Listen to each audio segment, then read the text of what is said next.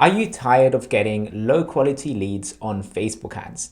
If so, in this video, I'm going to share with you 3 simple things that you can do to increase the quality of your leads. Now, the first tip is to use the Facebook ads conversion objective. So although the Facebook ad lead form and the Facebook ad conversion objective can both work really well to generate leads, the difference is that with the Facebook ad lead form, it's usually very easy for people to fill in that form. Now you might be thinking, but wait a second, isn't that a good thing if it's easy for people to fill in the form?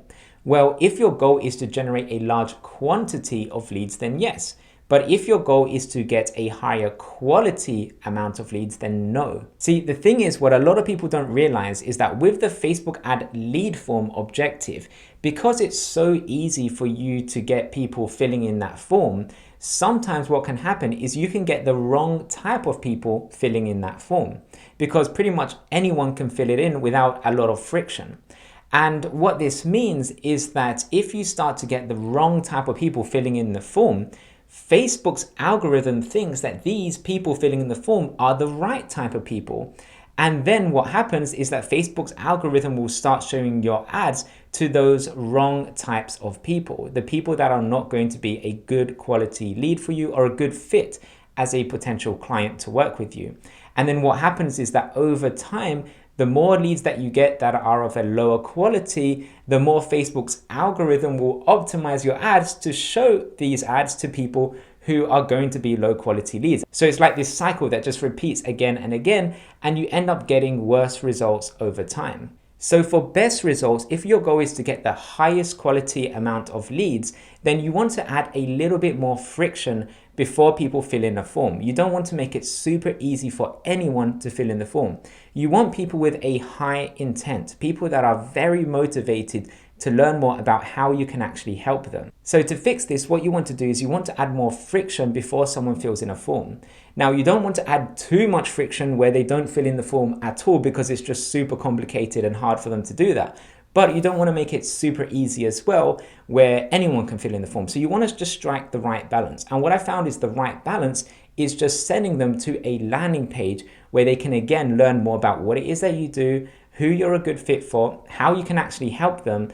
And then on that landing page, they can then enter the name and email by manually entering the name and email rather than having it pre-filled in. By them manually entering their name and email, it takes a little bit more work. But if someone does that, they're going to be a much more higher quality lead because they went to the effort of taking those extra steps to actually enter their contact information to become a lead so that you will generate a higher quality lead. And then what happens is when Facebook sees who are these people entering the form, entering their name and email or whatever it is to go to the next step in your funnel, Facebook's algorithm will be able to see who these people are and show your ads to more similar types of people. So what happens is now you're going to be getting better quality leads and Facebook is going to be optimizing your ads to show your ads to people that are more likely to be higher quality leads as well. Now, the only exception to this rule is if you have not yet found a high converting ad. So if you haven't yet found the right message on your ad with the right audience and you're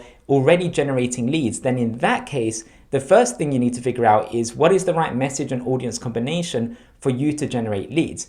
And if you're in that scenario, in that case, I would say that there's not a problem in using the Facebook ad lead form objective because really all you want to do is just figure out what is the right message and the right audience for you to get conversions. But if you're already getting conversions with your ads and you're already generating leads and you just want to increase the quality of your leads, then what I would say is if you're already using the Facebook ad lead form objective, just change it over to the conversion objective, add a little bit more friction, not too much friction, just a little bit more friction so that you get higher quality leads with more of a higher intent.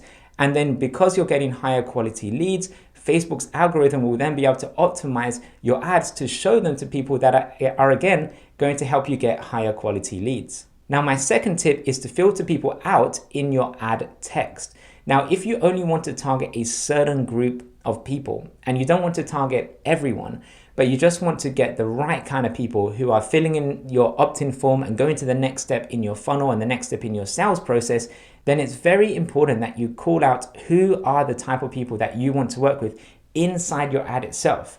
Because what you want to happen with your ad is you want the right people to stop and look at the ad and click on it and go to that next step. And you want the wrong type of people to just ignore the ad. You don't want them to click on it.